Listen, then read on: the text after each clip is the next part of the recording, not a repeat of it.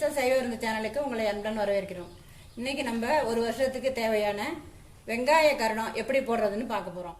அதுக்கு சின்ன வெங்காயம் 4 கிலோ வாங்கி உரிச்சு வச்சிருக்கேன். அதில் அழுவல் இல்லாமல் நல்ல வெங்காயமாக பார்த்து எடுத்து அடியும் நுனியும் அரிஞ்சிட்டு மேகத்தோல் அப்படி கசக்கணும்னா தோல் வந்துடும். அப்படியே வச்சுக்க வேண்டியதான். இதில் லைட்டாக கொஞ்சம் மண்ணு சமயத்தில் இருக்கும். நம்ம அதை வறுக்கும் போது அதில் தென்படும் வாயில் அப்படிங்கிறதுக்காக இதை கொஞ்சம் சுத்தம் பண்ணிக்கிறோம். தண்ணியை ஊற்றி கழுவி சுத்தம் பண்ணிக்கிறோம். வெங்காயத்தை நல்லா அலசியாச்சு. அலசினத்தில் கொஞ்சம் அடியில் மண் இருந்தது. இந்த வெங்காயத்தில் இருக்கிற அழுக்கும் போயிடுச்சு. அதை இப்போ இந்த தண்ணியை சுத்தமாக தண்ணி இல்லாமல் சுத்தமாக நான் ஒரு காட்டன் துணியில் போட்டிருக்கேன்.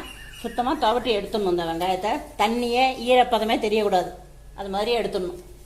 இந்த வெங்காய கரண்டத்துக்கு தண்ணிங்கிறத சேரக்கூடாது. அதனால் இப்போ சுத்தம் பண்ணதுக்காக தண்ணியில் போட்டோம். அதை நல்லா சுத்தமாக தொடச்சி எடுத்துடணும்.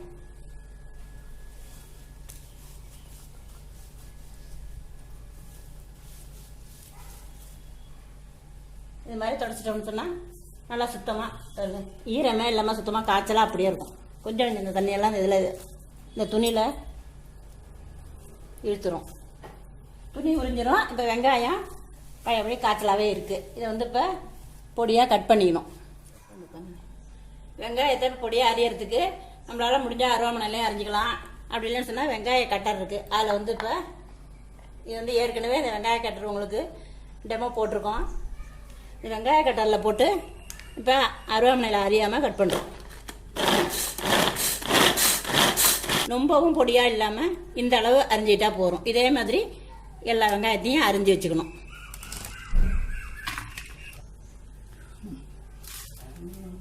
ஒரு பெரிய பாத்திரத்தில் எடுத்து போட்டுக்கணும். வெங்காயத்தை கட் பண்ணி வச்சாச்சு. இதுக்கு இன்னும் தேவையான பொருட்களை பார்ப்போம். பூண்டு 1/2 கிலோ பூண்டு எடுத்துக்கணும். 1/2 கிலோ பூண்டை எடுத்து சுத்தமாக இது மாதிரி நடு நரம்பு இல்லாமல் தோலையும் உரிக்கக்கூடாது. மேந்தோலை கசக்கிட்டு உடச்சிட்டோம்னா இது மாதிரி இருக்கும்.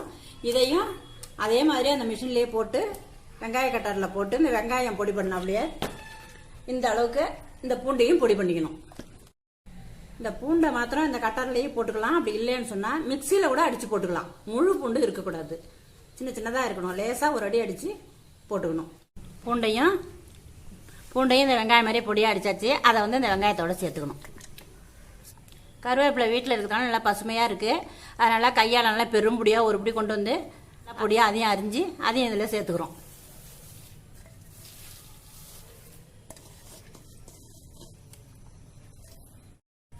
வெங்காயம் பூண்டு கருவேப்பிலை 3 போட்டிருக்கோம். இது 3ஐயும் நல்லா கலக்கிக்கணும். இப்போ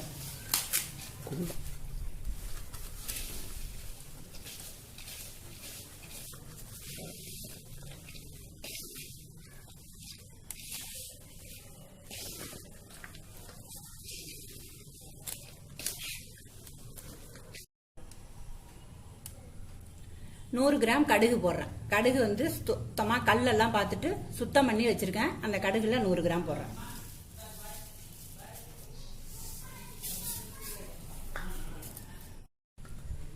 இப்போ கல் உப்பு போடுறேன். கல் உப்பு கையால் 2 புடி போடுறேன். 2 புடி போட்டோம்னு சொன்னால் 1 கிலோவுக்கு அரை புடி. 1 புடி போட்டோம்னா 2 கிலோவுக்கு 1 புடி போடலாம் உப்பு. நான் இப்போ 4 கிலோவுக்கும் 2 புடி போடுறேன். உப்பை போட்டு நல்லா கலக்கிக்கணும். ஏன்னா அப்போ தான் உப்பு உங்களுக்கு எல்லாத்துலேயும் சேர்ந்து கலந்துருக்கும். உப்புள்ளா பண்ணலாம் குப்பையிலம்பாங்க. அப்படிங்கிறதுனால இதில் பயிர் உளுத்தம்பருப்பு கடலைப்பருப்பெல்லாம் போடுறதுனால உளுத்துரும். அதனால் உப்பு போட்டோம்னு சொன்னாக்கா நல்லாயிருக்கும். உளுக்காது கொள்ளாது வீணாக போகாமல் வடம் 4 வருஷமாக இருந்தாலும் நல்லாயிருக்கும். வெந்தயம் 100 கிராம் போடுறேன்.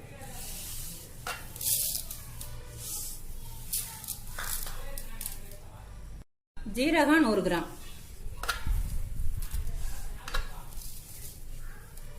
1 கிலோவுக்கு 25 கிராம். இப்போ 4 கிலோங்கிறதுனால நான் 100 கிராம் போடுறேன்.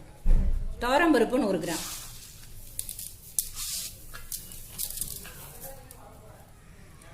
கடலைப்பருப்பு 100 கிராம்.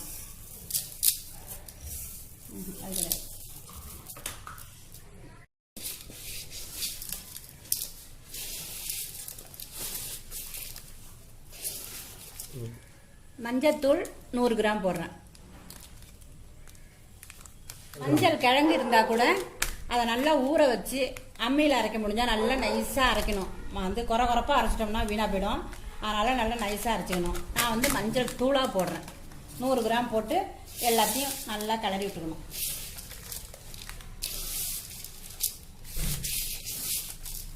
இது வந்து நல்லா கிளறிட்டு லைட்டாக 2 வெங்காயத்தை எடுத்து வாயில் போட்டு பார்த்தோம்னா அந்த உப்பு டேஸ்ட் தெரியும். அப்போ உப்பு டேஸ்ட் பத்தலைன்னு சொன்னால் இன்னும் கொஞ்சம் கூட சேர்த்துக்கலாம். இது மாதிரி நல்லா பிசைஞ்சு விட்டு இப்படி நல்லா அமைக்கணும். அமைக்கிட்டோன்னு சொன்னால் அந்த வெங்காய நசுப்புக்கும் அதில் உப்பு சேர்த்துருக்கிறதுக்கும் அந்த கடலைப்பருப்பு துவரம்பருப்பெல்லாம் நல்லா ஊறி இருக்கும். இது வந்து எப்படி இருந்தாலும் ஒரு 6 மணி நேரத்துக்கு இதை வச்சுருக்கணும். அப்படி இல்லைன்னா நைட்டு படுக்கும்போது நம்ம எல்லாத்தையும் கிளறி அமுக்கி வச்சுட்டு படுத்துட்டோம்னா கருக்கெல்லாம் விடிய காலையில் 4 மணிக்கெல்லாம் எழுந்திரிச்சு இதை வந்து மற்ற வேலைகளை செய்யணும். இருக்கு இதை இப்படியே வச்சு மூடிட்டோம்னு சொன்னால் அந்த கடலைப்பருப்பு துவரம்பருப்புலாம் நல்லா ஊறி இருக்கும். இந்த உளுந்தடு 1 கிலோவுக்கு 200 கிராம் வெள்ளை உளுந்து. இந்த வெள்ளை உளுந்த இது வந்து இப்போ 800 கிராம் இதில் உளுந்து இருக்கு. இதை நல்லா ஊற வச்சதுக்கப்புறம் இதுவும் ஊறி இருக்கும், இந்த உளுந்தும் ஊறி இருக்கும்.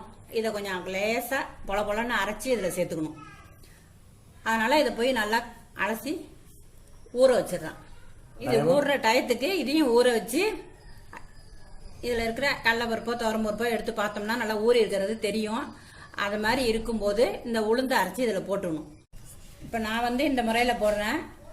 இன்னும் சில பேர் போடுறது எப்படின்னாக்கா இந்த கடலைப்பருப்பு, பைத்தம்பருப்பு, கடலைப்பருப்பு, உளுத்தம்பருப்பு, வெந்தயம் இது எல்லாத்தையும் ஊற வச்சு இந்த வெங்காயத்தை ஒண்டியும் அரிஞ்சு வெங்காயம், பூண்டு, கருவேப்பிலை 3ஐயும் வெயிலில் காய போட்டுருவாங்க. காய போட்டுட்டு அதுக்கப்புறம் இந்த பருப்பெல்லாம் ஊற வச்சு அதை அள்ளி போட்டு பிசைஞ்சு உளுந்தையும் அரைச்சி போட்டு பிடிப்பாங்க. நான் வந்து இதெல்லாம் தண்ணியே இதில் படாத அளவுக்கு வெறும் பருப்பாகவே போட்டு இந்த உப்பு நசுப்புக்கும் வெங்காய நசுப்புக்கும் அது ஊறி இருக்கும். நான் இந்த முறையில் போடுறேன். இது வந்து 4 வருஷமானாலும் அப்படியே இருக்கும், வீணா போகாது. உளுந்து 800 கிராம் வெள்ளை உளுந்த ஊற வச்சு தண்ணியை வடிகட்டி வச்சிருக்கேன். இது வெங்காய வடகத்தை வந்து நைட்டில் எல்லாம் அரிஞ்சு ஜாமான்லாம் சேர்த்து இது மாதிரி அமுக்கி வச்சுருக்கோம். இது மாதிரி வச்சுருந்தோம்னு சொன்னால் காலம்பரை எழுந்துச்சு பார்க்கும்போது இந்த கடலைப்பருப்பெல்லாம் நல்லா ஊறி இருக்கும். இது ஊறி இருந்துன்னு சொன்னாலே இது பதமாக இருக்குன்னு அர்த்தம். இதில் வந்து இப்போ இந்த உளுந்தை லேசாக இந்த வெங்காய வடகம் பிடிக்க வரணுங்கிறதுக்காக லேசாக மிக்சியில் ஒரு ஓட்டை ஓட்டி போடணும். தண்ணி இல்லாமல் பார்த்துக்கணும்.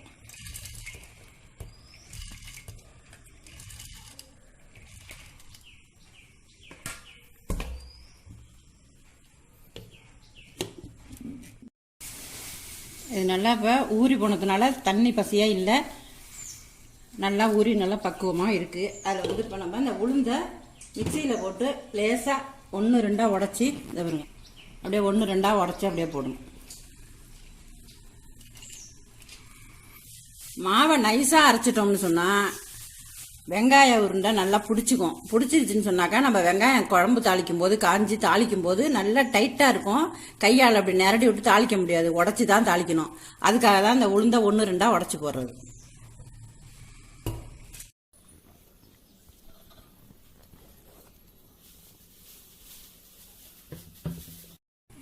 அரைச்சும் அரைப்படாமலும் இருக்கும், 1-2 தான் உடப்பட்டுருக்கும். அப்படி நீங்கள் நான் அரைச்சேன் கொஞ்சம் நைஸாக அரைப்பட்டு போச்சு அப்படின்னீங்கன்னா பாதி உளுந்த முழுசாவே போட்டுட்டு அந்த பாதி நைஸாக அரைப்பட்டதை போட்டிங்கன்னா பக்குவம் கரெக்டாக இருக்கும். அதுக்காக நீங்கள் கொஞ்சம் நைஸாக அரைச்சிட்டு பாதி உளுந்த போட்டுக்கலாம். அப்படின்னா குறன்னு அரைச்சும் போட்டுக்கலாம்.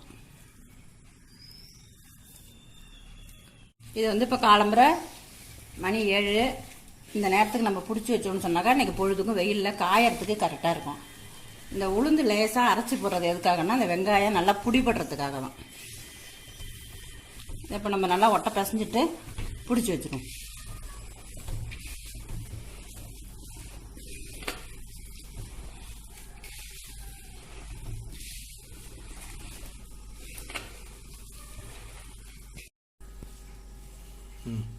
உளுத்தம்பருப்பை போட்டு நல்லா பிசைஞ்சாச்சு. இந்த அளவு பிடிச்சி வச்சோம்னா உருண்டை இந்த அளவு தான் வரும். அதுக்கு முன்னாடி நம்ம என்ன செய்யணும், இந்த வெங்காய 4 கிலோ வெங்காய வடகத்துக்கு வெங்காய கருடத்துக்கு 1/4 கிலோ வெறும் 1/2 கிலோ விளக்கெண்ணெய் ஊற்றிக்கலாம். விளக்கெண்ணெய் சில பேர் ரொம்ப விளக்கெண்ணெய் ஊற்றினா பிடிக்கலம்பாங்க. அப்படிங்கிறதுனால 1/4 கிலோ விளக்கெண்ணையும் 1/4 கிலோ கடலெண்ணெய் வந்து வாசனை உள்ள செக்கு எண்ணெயாக வாங்கிக்கணும். சாதா எண்ணெய் பாக்கெட் எண்ணெய் வாங்கி ஊற்றக்கூடாது. இதில் வந்து இப்போ இதில் பாதி விளக்கெண்ணெய் 1/4 லிட்டரில் பாதி இப்போ ஊற்றிக்கிறோம். அதேமாரி கல்லெண்ணெயில் பாதி ஊற்றிக்கிறோம். திரும்ப 2 நாள் கழித்து இதை வடவத்தை பிடிக்கணும். அப்படி தொட்டு பிடிக்கும்போது அதுக்கு இது ரெண்டையும் கலந்து அப்போ கொஞ்சம் பிடிச்சிக்கணும்.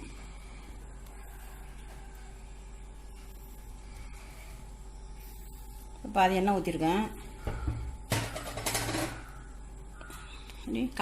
கடலை வாங்கி வீட்டில் ஆடினது தான். இது 1/4 லிட்டர் இருக்குது. இதில் பாதி ஊற்றிக்கிறேன்.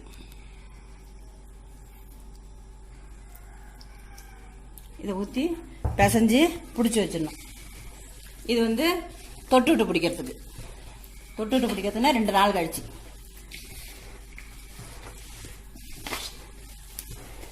தண்ணிங்கிறது இதில் சேர்க்கக்கூடாது. இதை வந்து நல்லா கிளறி விட்டுட்டு அதுக்கப்புறமா பிடிக்க ஆரம்பிக்கணும். இப்போ கிளறி விட்டு பிடிக்க வேண்டியதுதான். மூங்கில் தட்டு அப்படி இல்லைன்னா வீட்டில் எவசிலர் தாம்பாளமோ பித்தளை தாம்பாளமோ பெருசாக இருந்துச்சுன்னு சொன்னால் அதில் வந்து வாழை இலையை இதுமாரி போட்டுங்க. வாழை இலை பச்சை இலையாக போடாதீங்க. கொஞ்சம் சொன்னங்க நாமள இருக்கிற இலையை போட்டிங்கனாக்கா கரெக்டாக இருக்கும். இதை அப்படியே வச்சு முன்னாடி என்ன செய்யுங்க, இதை பிடிச்சி வைக்கும்போது பிள்ளையார வேண்டிட்டு இது வடவை நல்லபடியாக காஞ்சி நம்ம எடுக்கணும் அப்படின்னு வேண்டிட்டு, ஏன்னா இது வந்து 10 நாள் 8 நாள் காயணுங்கிறதுனால பிள்ளையார் பிடிச்சி வச்சு பிள்ளையாருக்கு வேண்டிக்கணும். 2 அருகம்பில்லு கொண்டாந்து இந்த பிள்ளையாருக்கு இதில் சொருவிடணும். முடிச்சதுக்கப்புறம் இந்த வடமெல்லாம் பிடிச்சிட்டு இதில் 2 அருகம்பில்லு கொண்டாந்து சொருகி அதுக்கப்புறம் கொண்டு போய் காய வைக்கணும். இப்போ இது மாதிரி உருண்டை பிடிச்சி வைக்கணும். இந்த உருண்டையில் பாதி தான் இருக்கும்.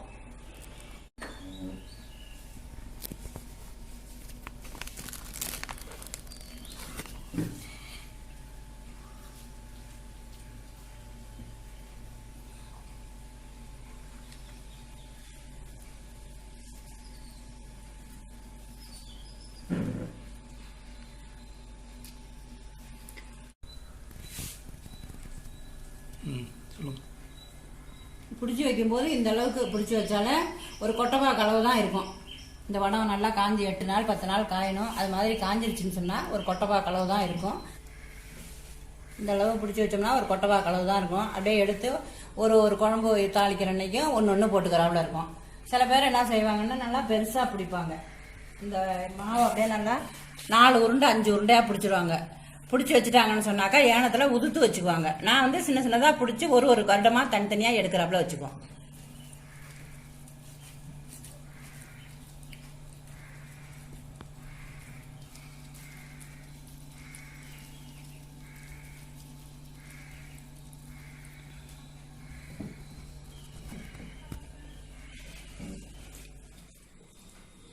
இப்போ ஒரு தட்டில் பிடிச்சி வச்சாச்சு. இதை தூக்கி வெயிலில் வச்சிடணும். நம்ம வந்து இப்போ இது மாதிரி நைட்டில் வெங்காயத்தை அமுக்கி வச்சுருந்து காலையில் உளுந்து அரைச்சி போட்டு பிடிச்சோன்னு சொன்னால் அந்த வெங்காயம் கொஞ்சம் புளிக்காத கொள்ளாத நல்லாயிருக்கும். கரெக்டான பதத்தில் நல்லாயிருக்கும். சில பேர் என்ன செய்வாங்கன்னாக்கா வேலை இருக்குது எனக்கு நைட்டில் தான் எனக்கு கொஞ்சம் நேரம் ஒழியும்னு சொல்லிட்டு உளுந்த பருப்பெல்லாம் போட்டு நைட்லேயே பிடிச்சி வச்சுருவாங்க. அப்படி பிடிச்சி வைக்கும்போது அந்த அரைச்சி போட்ட உளுந்து வந்து வெயிலில் வைக்காததுனால கொஞ்சம் புளிப்பு வாசனை வரும். அதுக்காக தான் காலையில் அரைச்சி போட்டு பிடிக்கணுங்கிறது. அது மாதிரி பிடிச்சாலும் கூட வேலை இருக்கும் முடியாது, இப்படி தான் செய்ய முடியும் என்னாலன்னு சொன்னால் கூட ஒரு ஸ்டூலை போட்டு ஃபேன் போட்டுவிடுங்க ஒரு நாளைக்கு. அந்த புளிப்பு வாசனை கொஞ்சம் கம்மியாக போகும்.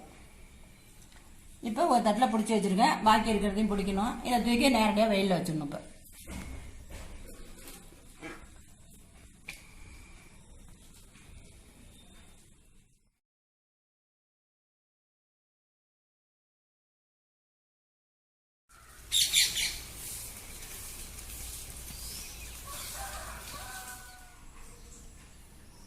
பாக்கி இந்த விளக்கெண்ணையும் கல்லெண்ணையும் கொஞ்சம் கலந்து இது மாதிரி ஒரு கிண்ணத்தில் எடுத்து வச்சுக்கணும். எடுத்து வச்சுட்டு இந்த வடம் வந்து பிடிச்சி வச்சு இன்றைக்கி 3 நாள் ஆகுது. 3ஆம் நாள் பிடிக்கும்போது இது மாதிரி இருக்கும். அதை வந்து என்ன செய்யணும்னு சொன்னால் எண்ணெய் தொட்டு 3ஆம் நாளும் 4ஆவது நாளும் எண்ணெய் தொட்டு பிடிக்கணும். அதுக்காக இந்த எண்ணெயில் இந்த வடத்தை இப்படி தொடக்கூடாது. இந்த வடவத்தால் இப்படி தொட்டு இப்படி பிடிக்கணும். அப்படி நல்லா உங்களுக்கு அழுந்தும்.